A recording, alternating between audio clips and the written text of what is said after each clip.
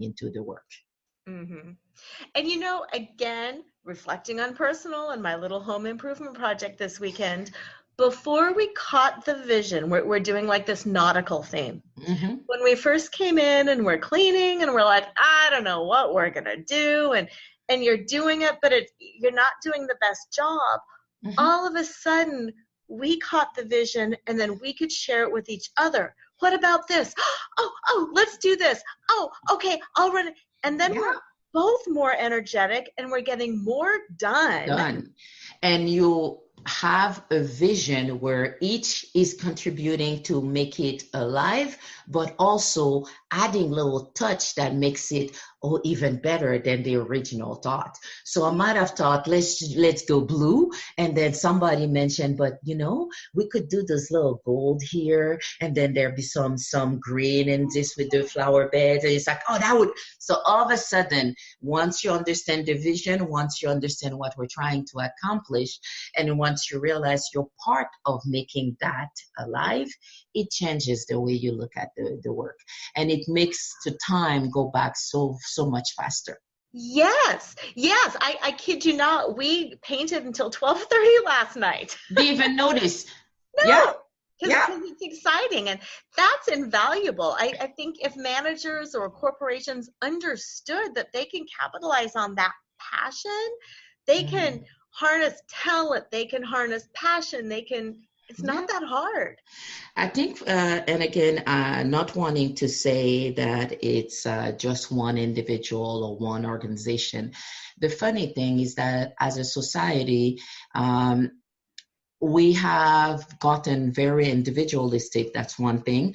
But also we have given the people the sense that if I learn to do certain things and I do it well, everything's going to happen miraculously. Everything will be perfect. And it's not real life.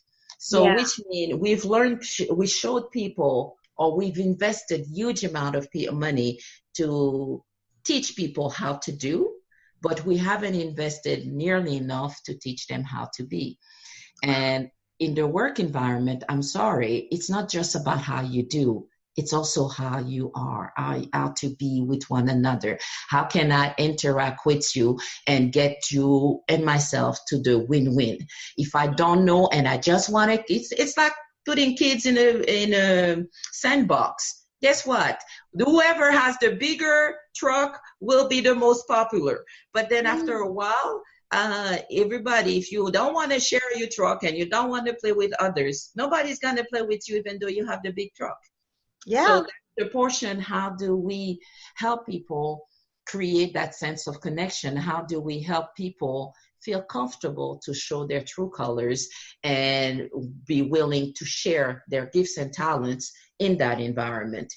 And while the knowing how to do might get you an easier journey, it will not carry you through life in all areas. It might work in certain boardrooms, it might not work in others. It might get you to that position you've wanted, but it might not keep you there, because the leadership versus management versus being a subject matter expert does not require the same competencies. And we have to appreciate that as I move from one world to the next, I have to understand what else do I need to add to my toolbox. But do I even recognize that I have a toolbox? Do I have a toolbox? Oh, I don't know. A diploma is not a toolbox. It's what you do with the diploma that will become eventually your toolbox. Mm-hmm. And as you were saying that too, I was thinking, I would rather work with people who know how to be. Because I know I could train them or teach them or find an internet class that could train them or teach them. Yeah. I'd rather work with personal people than a jerk who is an expert. Trust me, there are jobs I've left just because I couldn't stand the jerks no more. Yeah. And that's the portion where, and I would, in all fairness, the challenge we have in most of our society is that people don't even know themselves. So sometimes the jerks don't even know they're jerks. They Yeah. just themselves. What's the problem? And it's just like, Yeah. yeah, do you realize what you just said? Yes. Okay, so when you said this is how that other person felt. So is that what you were going for? No. Okay, so how are you going to do it different? And sometimes when you're in some environments, you get to experience that in your own family. So you get to work and you're better at it. In some environments where they never touch that, they get to work and it feels like we have a bunch of elephants in a China store. And guess what? Things are falling to the ground. Things are getting broken all the time. And we're wondering, I don't know what happened. They're grown ups. Why can't they just get along? Right. Yeah. Right. Doesn't work as easily. No, because you're right. A lot of people don't self-reflect. A lot of people aren't self-aware. A lot of people, have you ever had that experience where you're working with someone and they're just clueless and they don't get it and they don't get why they should get it? We call that emotional intelligence. And the funny part is we all assume that as human beings, we come in with the same level of emotional intelligence. And I would have to say, all throughout your journey, you're going to learn different things. And the first layer of emotional intelligence is about first recognizing myself. So it's the sense of who am I, and what's triggering me, and then managing myself.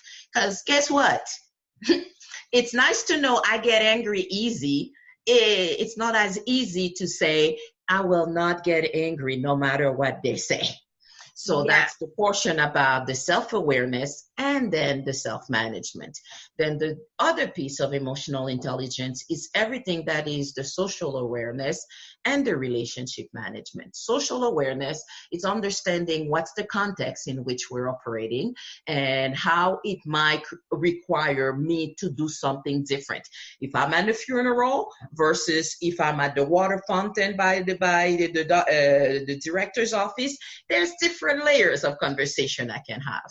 But also in that, I don't go through life all by myself. I will have to interact with others. So this is where relationship management comes into play.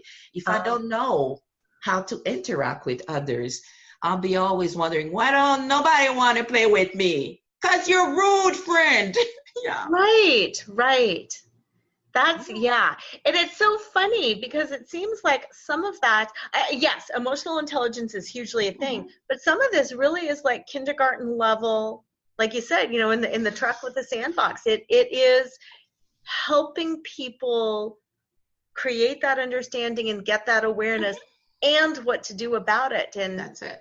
That's huge. And so the biggest piece is we often, when we see something which is like the symptom, we assume the intention and the person is bad.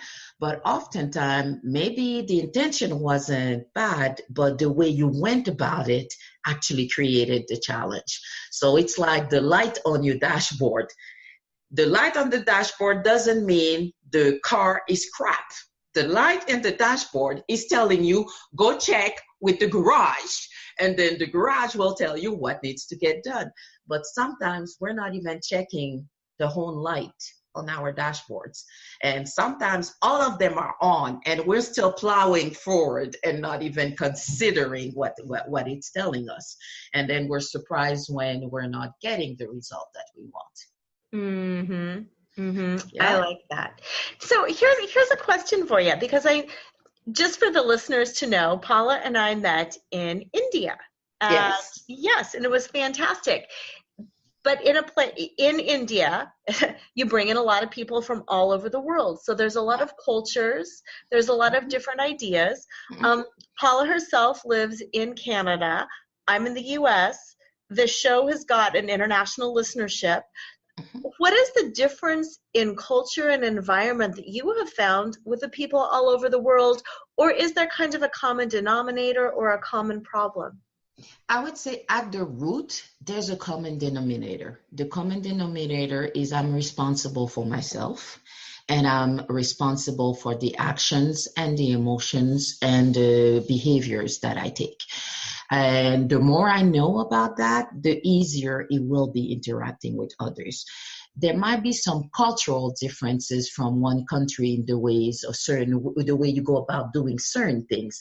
But in the end, it's always this human connection.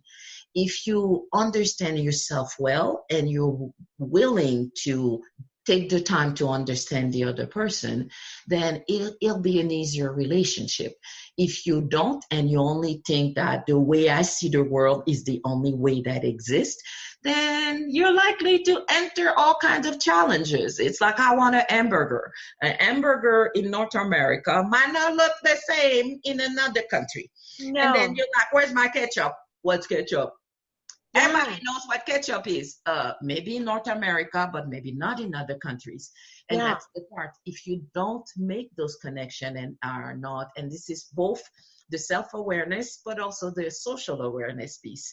So when I moved to another environment, and I know when we were in India, what they were telling us is you have to ensure that your shoulders are covered and your knees are covered, and clothes should be complete. So, okay, I can be in North America and wear shorts and a tank top, and it's totally fine if I'm walking outside. In some culture, oh no, you're asking for trouble. But taking the time to understand how things change in different environments. Me working in an organization at the first entry level, the requirement for certain things is not the same than me becoming the CEO. So in between, there's a transition. I have to recognize those transitions. If not, then it's going to create all kinds of challenges. Who's going to trust a CEO that is running a multi-million industry if he shows up in flip-flops and a torn T-shirt? Yes. You might not even get into the building if they don't know you, because they're like, yeah, we ain't having a conversation with you. So it's understanding that it's not about just self-appearance. It's about what I'm projecting as I'm walking into different environments. Yes. And as you were saying that too, I was thinking there's always two sides of the coin. You're absolutely right. And if he was the CEO of a surfboard company, that might be completely acceptable. With some clients, but if I go to the bank dressed like this, they might not give me the money I need to expand my company. So you have to learn how to play by the rules and figure out which ones of those rules might get me to my result. And appreciate that if you come into an environment and you're pretty much telling people from your behavior that everything you do is wrong, you think they want to play with you? You're not playing with me. I'm not playing with you. So we're done. And it's understanding that. So those, to me, are similar across the world. No matter where you go, you have to first respect the other person's culture and understanding of what's the normal. And then you come in and try and see, is there any way we can influence or work together? And it's a lot easier to do this when you weren't a bully. Once you've already crashed everything, you're going to have to be working really hard to get somebody to trust you. Mm-hmm. Yeah, and I liked how you mentioned in India, covering things. We don't cover the shoulders and the knees all the time in the U.S. You learn about the culture. I found it very respectful. I found it very beautiful. I had a few people when I came home saying, didn't you feel oppressed? No, it's a beautiful culture. I am happy to honor them and their culture, and I am happy to welcome other people into my culture and to learn about it. It's beautiful. It's not oppressive at all. It's an honoring, and we all played I don't know your experience of the Women Economic Forum, but it was a beautiful experience to me. The breadth was astounding. I have to say, for me, I'm still on the high from that experience. And we're talking, I've been back for almost a month. And whenever I talk about it, my eyes lit up, my smile broadens. It's this sense of having a large number of women working towards making or creating a better world. So there's a common goal. So even though you didn't know every single person there, you felt all connected. And that's the part. I love working with women. And in my practice, there's quite a few women I work with from the perspective at the roof of me.